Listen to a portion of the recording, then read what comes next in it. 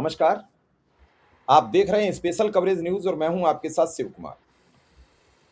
दरअसल उत्तर प्रदेश के योगी आदित्यनाथ के एक विधायक जी हैं। विधायक जी हमेशा बड़बोलेपन के लिए जाने जाते हैं। उन्होंने नरेंद्र मोदी और अमित शाह को फंसा दिया। उन्होंने ये बता दिया कि बीजेपी चुनाव कैसे जीतती है और उन्होंने ये साबित भी कर दिया। जो जनता कह रही थी, जो विपक्ष कह रहा था, पिछले कई सालों से राहुल गांधी, अखिलेश यादव कह रहे थे, वो उन्होंने अपने शब्दों में बता दिया कि चुनाव विकास से नहीं जीता जाता है। और अब बीजेपी स्थानीय उत्तर प्रदेश के निवासियों को समझ लेना चाहिए कि चुनाव जीतना बड़ी टेढ़ी खीर है, क्योंकि चुनाव सिस्टम से नहीं जीता जाता है, विकास से नहीं जीता जाता, चुनाव तिकड़म से जीता जाता है। तो भैया वो विकास क्यों करेंगे? फिर तो वो तिकड़म लगाएंगे। तिकड़म कौन कौन सी हैं? हिंदू मुसलमान। तिकड़म कौन कौन सी हैं? ईवीएम। तिकड़म कौन कौन सी हैं? एसआईआर। तिकड़म कौन कौन सी हैं? एनकाउंटर।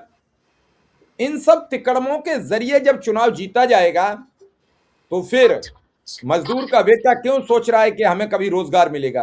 पहले हम कुछ आगे बढ़े तो हम उनका, विधायक जी का, अपने दर्शकों को बयान सुनवा दें ताकि लोग ये भ्रम में न रहें कि हम कुछ गलत दिखा रहे हैं। तो पहले विधायक जी का बयान सुन लें, फिर हम आगे बातचीत।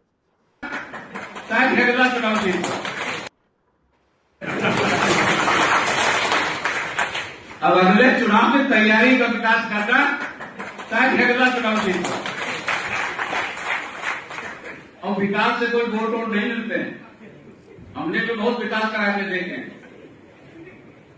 जिन जिन गांव की सड़कें बनवा दी, उन गांव में बक्से में बूथे वोटे नहीं निकलते। हम प्रैक्टिकल बात आपको बताएं, चुनाव तिकड़म से जीता जाता है, चुनाव विकास से नहीं जीता जाता। तो इन 6 साल और 1 महीने में साम राम दंड भेद जो भी तिकड़म पाटा पाना कर लेना। अगला चुनाव आपको जीतना है दिल से, उसकी तैयारी करना। और सरकार की भी यही मंशा है। सरकार ने विधायक इन प्रधानों पर विश्वास किया है, इसीलिए आपके पक्ष में निर्णय दिया है। इसलिए प्रधान साथियों यही कहना चाहूंगा, सरकार की मंशा और योगी जी की मंशा को कहीं ठेस न पहुंचाइएगा, वरना विश्वास उठ जाएगा। एक कहानी है, एक डाकू थे, एक बाबा खड़क सिंह थे, उन्होंने भिखारी बनके उनका घोड़ा छीन लिया था। तो बाबा खड़क सिंह ने कहा था, किसी को ये मत बताना कि हमने भिखारी बनके बाबा का घोड़ा छीना था, वरना जनता का, समाज का भिखारियों के प्रति विश्वास उठ जाएगा। इसलिए प्रधान साथियों, योगी जी और भारतीय जनता पार्टी के लिए ऐसा कोई काम न करिएगा कि सरकार और योगी जी की नजरों में प्रधानों के प्रति विश्वास ही हो जाए। जो योगी जी ने, सरकार ने आपके साथ किया है, आपका कर्तव्य बनता है, आपका दायित्व बनता है, हम सबका दायित्व बनता है। विवेक जी बात सुन ली। मैं अखिलेश जी की पोस्ट आपको बाद में दिखाऊंगा, पहले इस पर कमेंट चाहूंगा कि उन्होंने विधायकों से आश्वासन में ये कह दिया कि अगर आपने सरकार नहीं जिताई, तिकड़म तो हम लगा लेंगे, लेकिन आपको भी अपना विश्वास बनाए रखना, वरना डाकुओं की तरह आपकी पोजीशन खराब हो जाएगी। नहीं देखिए, अब ये तो आज सीधे सीधे इस देश की जनता के ऊपर, उसके मंतव्यों के ऊपर कालिक पोतने वाली बात हो गई है। चूंकि भाजपा के जनप्रतिनिधि स्वयं इस बात को मंच पे अगर स्वीकार कर रहे हैं, तो मुझे तो सिर्फ ये देखना है कि अब कार्यालय से भाजपा के कब घोषित होता है कि ये तो एआई का वीडियो है। आजकल भाजपा हर मुद्दे पे एआई से कैसे कह देंगे? एआई से कैसे कह देंगे? इसलिए तो हमने उस चैनल के पूरे सिस्टम से दिखाया है। एआई से कैसे कह दोगे? क्या जो व्यक्ति ये कह रहा है तिकड़म से जीता जाता है, एआई ये कह रही है तिकड़म से जीत जाना? यही तो मुझे देखना है कि क्या भाजपा इसको भी एआई घोषित करती है या भाजपा जिम्मेदारी लेती है कि नहीं, ये जो बात कही गई है, इस बात के पीछे वास्तव में एक गंभीर कहीं ना कहीं सार मौजूद है। और सुप्रीम कोर्ट आज कहाँ है ये देखना है। सुप्रीम कोर्ट की क्या भूमिका इस पूरे प्रकरण में होती है वो भी देखने लायक होगी, क्योंकि सुप्रीम कोर्ट ने जिस तरह से एसआईआर के मामले में वॉकओवर दिया, जायज ठहरा दिया, चुनाव आयोग की प्रक्रिया पे जो सवाल उठ रहे थे उसको वैलिड कर दिया। तो ये सवाल तो है कि अब देखना है कि ये सारी जो संस्थाएं हैं ये अपनी महत्वपूर्ण भूमिकाओं में किस तरह से निर्वहित करती हैं स्वयं को, ये देखना बड़ा दिलचस्प होगा। और ये कहीं चुनौती देने वाली बात नहीं है। बात यह है कि इस देश के लोकतंत्र की मर्यादा की रक्षा का मूल दायित्व इस देश की सुप्रीम कोर्ट के ऊपर है। अब सुप्रीम कोर्ट जो कि कभी स्वतः कई मुद्दों का, वीआईपी मुद्दों का संज्ञान लेता है कई बार, आज देखना है कि क्या इतने गंभीर मुद्दों का संज्ञान लेता है कि नहीं लेता, क्योंकि अब तो ये स्वतः अभिव्यक्ति है, एक तरह से सेल्फ डिक्लेयर्ड बयान है ये कि तिकड़म से ही चुनाव जीता जा रहा है। और योगी सरकार अब इस पे क्या वाहवाही लेती है, क्या वाहवाही देती है, लूटने का प्रयास करती है, वो भी देखना है। तो ये बात तो स्पष्ट हो गई कि उत्तर प्रदेश में चुनाव कम से कम भाजपा अपने स्थिति पे नहीं जीत रही है। भाजपा पूरी तरह से मानसिक रूप से विकलांग हो चुकी है। चुनाव जो है चार बैसाखियों के सहारे लड़ रही है। एक चुनाव आयोग हो गया, सीएपीएफ हो गई, अब तो उसमें खुफिया संस्थाएं भी इन्वॉल्व हो गई, और कुछ जो प्रशासनिक सेवा होती है क्षेत्रीय, उनका सहयोग बड़ा मिलता है इनको, इसी वजह से ये लोग चुनाव जीत रहे हैं। ये बात हम नहीं कह रहे, अब तो ये भाजपा के जनप्रतिनिधि कह रहे हैं। तो भाजपा के जनप्रतिनिधि को भी साधुवाद कि देखना है कि अब उनकी कितने दिन की राजनीति भाजपा में बची हुई है।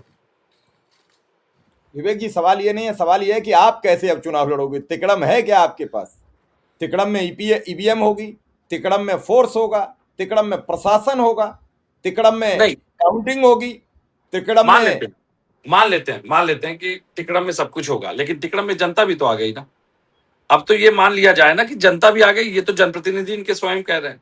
तो जनता योगी को जी तो जो उन्होंने बता दिया कि अगर आपने सच बता दोगे तो फिर जनता आप पर विश्वास नहीं करेगी। योगी मोदी को सच बताना ही नहीं है आपको। नहीं, जनता तो प्रतीकात्मक रह गई है सर। जनता तो वास्तव में भारत के मतदान में प्रतीकात्मक भूमिका में है, क्योंकि भूमिका तब होती है जब आपकी दिए हुए मतदान की सही संख्यात्मक जो उसकी काउंटिंग है और जो संख्यात्मक आपका जनादेश है उसको स्वीकार किया जाता है। जब जनादेश को प्रभावित किया जा रहा है, जब जनादेश को मैनिपुलेट किया जा रहा है, तो जनता की भूमिका रहे ना रहे नगण्य हो गई। जनता वोट दे या ना दे, उनको जिसका वोट जितना लेना होगा वो स्वयं डलवा करके ले लेंगे।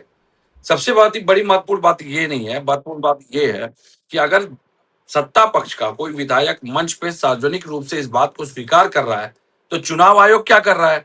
क्या चुनाव आयोग ही नोटिस जारी कर देता कि आपने सीधे सीधे चुनाव आयोग की भूमिका को ही संदिग्ध नहीं प्रमाणित कर दिया कि चुनाव आयोग के ऊपर जो आरोप लग रहे थे वो आरोप जायज थे, विपक्ष के जो आरोप है वो सत्य है। और ये जो जनता विद्वान जनता, देव जनता जो आपके मंच पे आकर के विपक्ष से सवाल पूछती है, मैं तो आज देखना चाहता हूं कि क्या सत्ता पक्ष से कोई सवाल पूछता है? भाई ये तो सीधे सीधे जनता का मजाक बनाया गया ना। और हमेशा लोग पूछते हैं विपक्ष कहाँ है, विपक्ष कहाँ है। विपक्ष ने एसआईआर पे सवाल उठाया, विपक्ष कहाँ है। विपक्ष ने वोट काटे गए सवाल उठाया, विपक्ष कहाँ है। विपक्ष ने चुनाव आयोग की भूमिका पे सवाल उठाया, विपक्ष कहाँ है। जब भाजपा के अपने वोट कट रहे थे, जो ये घोषित किया जा रहा था, दिखाने का प्रयास किया जा रहा था, मैं तो ये सवाल कई बार उठा चुका, क्या भाजपा ने विपक्ष की तरह एक सवाल चुनाव आयोग से किया? नहीं किया। क्यों नहीं किया? तिकड़म था, क्योंकि अब वो तिकड़म सामने आ गया। वो कहते हैं ना, जब प्रचंड अहंकार हो जाता है जीत का, तो कहीं ना कहीं आपके शब्द फिसल जाते हैं, और इसी तरह शब्द फिसलते हैं, फिर एक समय आता है कि सरकार फिसल जाती है। मैं तो हमेशा कहता हूं कि योगी आदित्यनाथ जी के कल एक दृश्य आया। योगी आदित्यनाथ जी के घर से मात्र 100 मीटर की दूरी पे कुछ महंत संत पहुंचे थे, श्री राम नाम का जप कर रहे थे, और सबसे बड़ी बात है उनके मंदिर परिसर पे, उनके जो मठ परिसर है उन पे कब्जे हो रहे थे, कानपुर का मामला है। तो वहां पे उनको मिलने नहीं दिया गया। उनको बता दिया गया कि आप समय लेकर के जनता दरबार में आइए, चाहे लोक भवन जाइए, वहां से समय लीजिए। तो ये तो स्थिति है। मैं तो हमेशा कहता हूं कि जनता ने जिसको सनातन की रक्षा, धर्म की रक्षा के लिए चुना था, वास्तव में इस सरकार में जितना सनातन और धर्म का नुकसान हुआ है इस देश में शायद ही कभी हुआ हो। क्योंकि 10 साल के बाद भी धर्म का उत्थान तो नहीं हुआ, पतन जरूर देखने मिल गया। शंकराचार्य जी के मामले में बात करिए, चाहे भटकों की बात करिए, त्रिवेणी के रक्त को संगम से लाल करना इसी कालखंड में हुआ, चाहे कल जो कालिदास मार्ग पे जो दृश्य सामने आया कि साधु महंत वहां पहुंचे राम राम जपते हुए, और उनको योगी जी से मिलने इसलिए नहीं दिया गया क्योंकि योगी जी भी सतुआ बाबा टाइप के वीआईपी संतों से मिलते हैं, केवल एनी टाइम 24/7 जिसकी उपलब्धता होती है, तो वो सतुआ बाबा टाइप। हाँ, ये संत अगर पैदल राम नाम ना जपते हुए मर्सिडीज या ऑडी के टॉप मॉडल से आए होते तो हो सकता है कि स्थिति कुछ और रही होती। तो ये तो वास्तविकता है कि जब भाजपा के जितने भी संत कहे जाते हैं, भाजपा में जितने भी संत महंत हैं, वो राजनीतिक उद्देश्य से प्रेरित है। तो ये जो हमारे सनातन के संत हैं जो जो कल पहुंचे थे, उनको वहां से निराश होकर के लौटना पड़ा, पुलिस ने डिटेन किया, फिर छोड़ दिया। तो जिस तरह की भाषा शैली की बात हुई, देखिए बात ये नहीं है, बात ये है कि जनता ने आपके ऊपर, जब जनता कोई भी सरकार चुनती है तो एक विश्वास करके चुनती है। जनता अपने मुद्दों पे मजबूती से स्टैंड लेने वाली सरकार चाहती है। आज डीजल पेट्रोल के दाम बढ़ गए, बिजली पे 10% सरचार्ज बढ़ गया, फ्यूल चार्ज आए 10% फ्यूल सरचार्ज आएगा, नहीं, बिजली भी अब महंगी कर दिया आपने। विवेक जी, मैं यहीं आपको रोकूंगा।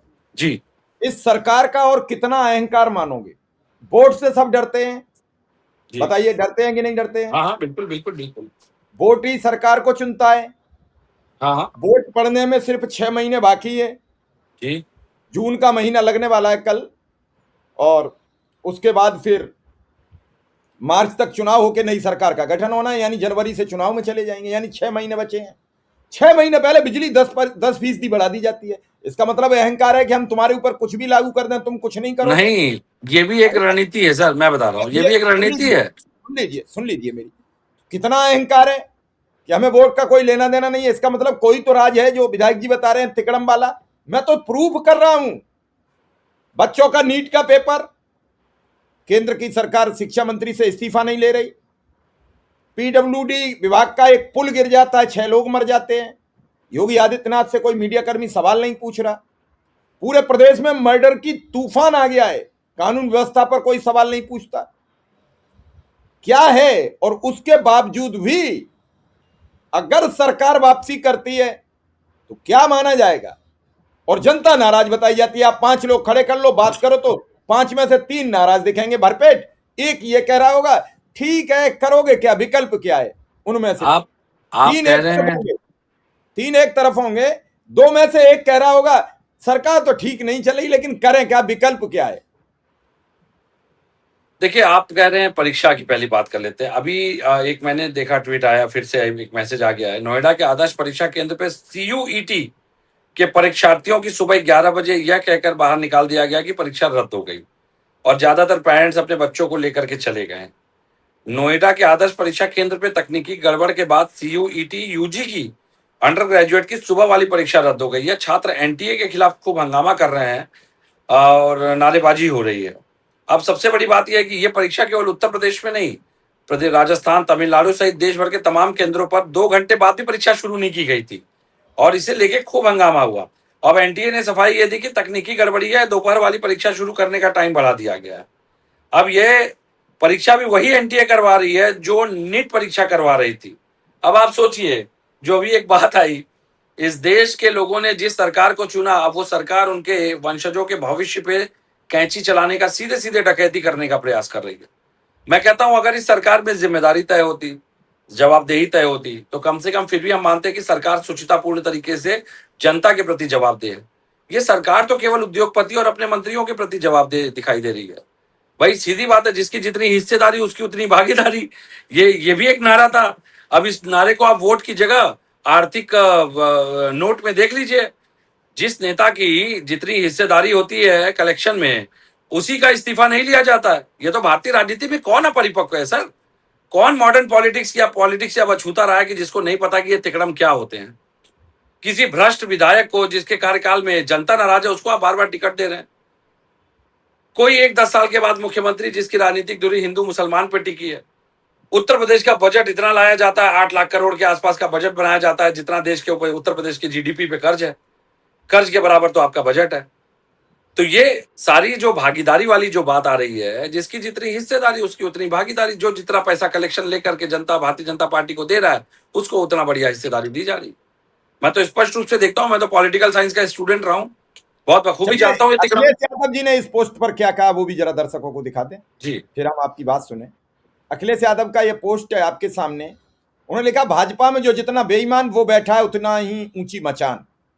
भाजपा बेईमानी से चुनाव जीतती है, इस बात को स्वीकार करके भाजपा के विधायक ने भ्रष्ट भाजपाई राजनीति का एनकाउंटर कर दिया, साथ ही उसके ऊपर बुलडोजर भी चलवा दिया।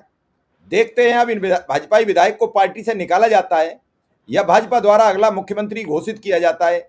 इस बार जनता की सारी तिकड़म निकाल देगी, भाजपा हारेगी और कभी नहीं आएगी। नहीं, देखिए, दो बातें स्पष्ट रूप से इस बात को समझना पड़ेगा कि ये जो जनता हमारे समय में लगातार हमसे सवाल पूछती थी, आज वो जनता इतनी खामोश और मौन क्यों है, उसका कारण है जनता को आर्थिक मामलों में दैनिक दिनचर्या की आवश्यकताओं को लेकर केवल इतना व्यस्त कर दिया है सरकार ने कि जनता अब चाहे भी तो सवाल पूछने का समय नहीं बचा है जनता के पास। एक बात। दूसरी बात, अब की बार मोदी सरकार बेरोजगारी महंगाई वाली गई सरकार, तो सरकार तो गई, महंगाई बेरोजगारी हर इंडेक्स में भारत की साख आज पहले से ज्यादा नीचे गिरी है। किसी इंडेक्स में भारत अगर ये कहे कि हमारा प्रदर्शन बेहतर हुआ है तो वो उस इंडेक्स को भाजपा के प्रवक्ताओं को रखना चाहिए। सरकार मुद्दों से बचने के लिए कभी वंदे मातरम, कभी जन का राष्ट्रगीत की बात करती है, कभी आपको ले जाएगी इतिहास की बात करेगी, कभी औरंगजेब की बात करेगी, कभी मुगलों की बात करेगी, कभी गाय की बात करेगी, कभी मिथुन पे ले जाएगी, कभी अजान की बात करेगी, कभी नमाज की बात करेगी। लेकिन क्या ये देश और ये उत्तर प्रदेश की जनता ये बात बताए कि उत्तर प्रदेश से पलायन आज भी जारी है कि नहीं जारी है, और जारी है तो क्यों जारी है? जो जनता, जो भाजपा समर्थक कहते हैं कि उत्तर प्रदेश से पलायन नहीं हो रहा है, मैं उन बेरोजगार समर्थकों से कहना चाहूंगा, जरा कल की मुंबई, दिल्ली, हैदराबाद, कहीं की बैंगलोर की टिकट बुक करके दिखा दे आईआरसीटीसी की वेबसाइट से, अगर पलायन नहीं जा रही है। क्या हर रोज जो ट्रेनें भर भर के जा रही हैं, वो ट्रेनें क्या लोग घूमने जा रहे हैं परिवार लेकर के? 365 दिन लोग परिवार लेकर घूमने निकल रहे हैं क्या? और उत्तर प्रदेश इतना ज्यादा आर्थिक रूप से संपन्न हो गया कि लोगों को पर्यटन को लेकर इतना वो आ गया। उत्तर प्रदेश में ये स्थिति है कि नेपाल की एक महिला के साथ छेड़खानी हुई, उसका वीडियो वायरल हो गया। कल रशिया, 2 दिन पहले रशिया का आगरा में जिस महिला का आया, उसका खंडन कर रही है सरकार। सरकार अपनी गिरेबान में नहीं झांक रही है। और रही बात कानून व्यवस्था, जिस प्रकार से उत्तर प्रदेश में भूमाफियाओं से लेकर के प्रॉपर्टी डीलर की हत्या से लेकर के मथुरा में खुलेआम गोलियां चल रही हैं, और खुलेआम, मतलब आप किसी इंडेक्स की बात करिए, क्राइम इंडेक्स तो भूल ही जाइए आप। ये तो स्टेट मैनेज डेटा है, जो कि प्रमुख सचिव, प्रिंसिपल सेक्रेटरी लेवल पे मैनेज किया जाता है। मीडिया के प्रचार प्रसार और धक्के अगर दो पीआर एजेंसियों का ना मिले, योगी जी की कार्यकाल में बताइए क्या उपलब्धि पाए हासिल की है उत्तर प्रदेश ने? आपको याद होगा जब योगी जी का पहला कार्यकाल शुरू हुआ था, उस समय Limca book of world record में पेड़ लगाने के रिकॉर्ड बनाए गए।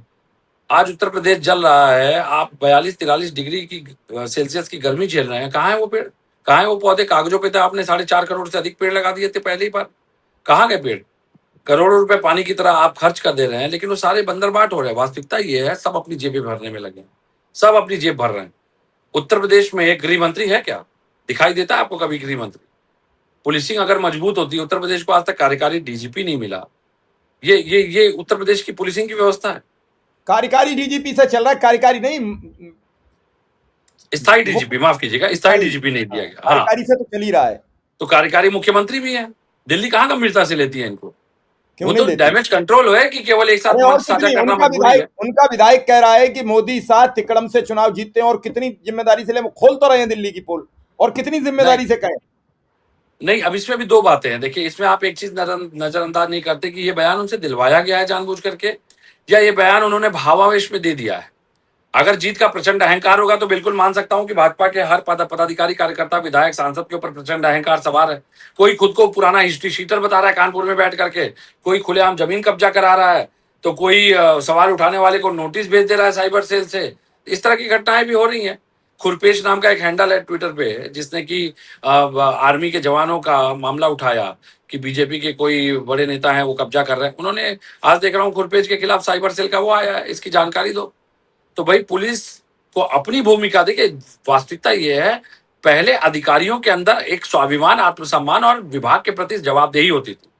अब अधिकारी भी जो है मनचाहा चार्ज, मनचाही पोस्टिंग, अपने बच्चों को लेटरल एंट्री में प्रमुख सचिव बनाने के लिए, रिश्तेदारों की नौकरी लगवाने के लिए, सिंडिकेट के नेक्सस का मजबूत और तंत्र मजबूत करने के लिए, पूरी तरह से वो लोग इस पूरी सरकार के सामने नतमस्तक हो चुके हैं। उन्होंने अपनी मान मर्यादा का समर्पण कर दिया है। और बड़ी जिम्मेदारी से मैं बताऊं आपको, भाजपा कानपुर में एक प्रकरण उठा था बहुत बड़ा, अखिलेश दुबे जी का वाला जो प्रकरण था, उसमें तो भाजपा के जो नेता थे वहां के, उन्होंने ही इतने बड़े आईपीएस के ऊपर बड़े बड़े एलिगेशंस लगाए थे। क्या हुआ बताइए? क्या हुआ? कोई जिम्मेदारी तय होती है इस सरकार में? अब एक ईमानदार आईपीएस पे आप इतने बड़े बड़े एलिगेशन डाल रहे हो, जिसके पास एटीएस, एसटीएफ जैसी जिम्मेदारी है। उत्तर प्रदेश अगर ये हट जाए तो मुझे लगता है योगी जी से एक दिन ना संभले। लेकिन दिक्कत यह है, कंधे पे एक एक बड़े बड़े आईपीएस, मैं आपको बताऊं, जो वरिष्ठ आईपीएस हैं, प्रतीक्षारत बैठे हैं। जसबीर सिंह का नाम आपने सुना होगा। अगर वरिष्ठता की बात की जाए तो जसबीर सिंह जैसा ईमानदार आईपीएस शायद ही उत्तर प्रदेश को मिल जाए। लेकिन योगी सरकार ने आते ही बर्खास्त कर दिया, क्योंकि जसबीर सिंह ने पूर्व में जब महाराजगंज में थे तो उन समय एनएसए लगाने की संस्तुति की थी ये योगी जी पे। तो ईमानदार अधिकारियों को साइडलाइन किया जाता है, पिक एंड चूज हाँ में हाँ मिलाने वाले अधिकारियों को गुरुजी करके बाबा बाबा करके जो लोग खड़े रहते हैं उनको बस चार्ज दिया जाता है। एक आईपीएस सोचिए 2-2 3-3 विभाग की जिम्मेदारी उठा रहा है। तो ये सोचने वाली बात है कि आपने केवल पिक एंड चूज की पॉलिसी पूरे उत्तर प्रदेश को मठ बना दिया और वो पूरी ध्वस्त व्यवस्था सामने दिखाई दे रही है, अराजकता हर जगह फैली हुई।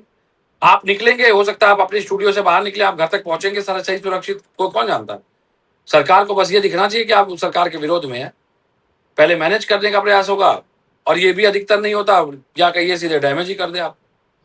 तो ये तो स्थिति उत्तर प्रदेश में है, कब तक चलेगी अब वो देखना है। बस कलयुग का कालखंड है। जिस दिन तीसरे त्रिनेत्र खुलेगा महादेव का, और वो खुलेगा, महाशिवरात्रि आ रही है, हमने बोल ही रखा है कि हम केदारेश्वर महादेव में जला भी वो कुंभ अभिषेकम करने जा रहे हैं। आइए, सब लोग का स्वागत है। चलिए देखते हैं कि इस बयान के बाद बीजेपी का जवाब क्या आता है। नहीं, बीजेपी जवाब नहीं देगी। ऐसे बयानों पे बीजेपी साइलेंट हो जाती है।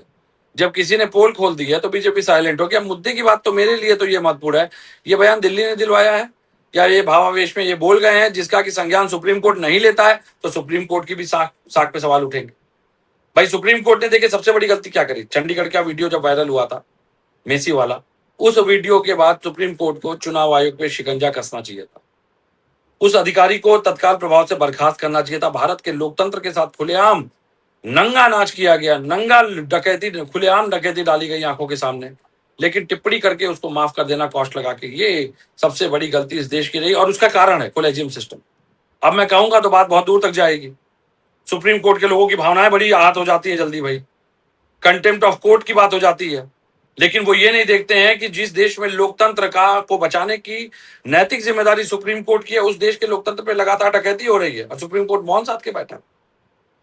तो टिप्पणियों का समय गया सर, अब तो कार्यवाहियों का समय है। चलिए देखते हैं इस वीडियो के बाद आम जनमानस की क्या भूमिका बनती है। क्या आप अपने तिकड़म से सरकार चुनेंगे या अपने मत के द्वारा चुनी हुई सरकार चुनेंगे, ये जनता को तय करना। मेरा कुछ इसमें रोल नहीं है। एक विधायक सार्वजनिक तौर पर यह स्वीकार कर रहा है कि हम आपके वोट से नहीं जीतते हैं, हम तिकड़म से चुनाव जीतते हैं, हम विकास से नहीं जीतते हैं। तो आप दिमाग से निकाल दीजिए कि आपके बच्चे की नीट की परीक्षा की जिम्मेदारी सरकार ईमानदारी से लेगी। आप दिमाग से निकाल दीजिए कि बेरोजगारी की समस्या दूर होने वाली है। आप दिमाग से निकाल दीजिए कि आपके हेल्थ के इंफ्रास्ट्रक्चर पर सरकार कोई फोकस करेगी, क्योंकि चुनाव तिकड़म से जीते जाते हैं, ना कि विकास से। अब आप भूल जाइए कि आपके इलाके में सड़क इस लिहाज से बनाई जा रही है कि आप विकास समझकर वोट करेंगे। आप भूल जाइए कि आपके इलाके में स्कूल इसलिए नहीं दिया जा रहा है कि हमें तिकड़म से चुनाव जीतना है। आप भूल जाइए कि आपके इलाके में इसलिए अच्छी सुविधाएं नहीं मुहैया हो पा रही हैं अस्पताल में कि चुनाव तिकड़म से जीतना है। तो तिकड़म से जीती हुई सरकार चाहिए या अपने मत से जीती हुई सरकार चाहिए, ये जनता को तय करना, जनता को इस पर जवाबदेही भी तय करनी है। चलिए विवेक जी, आपने समय दिया, इसके लिए आपका बहुत बहुत आभार, बहुत बहुत धन्यवाद।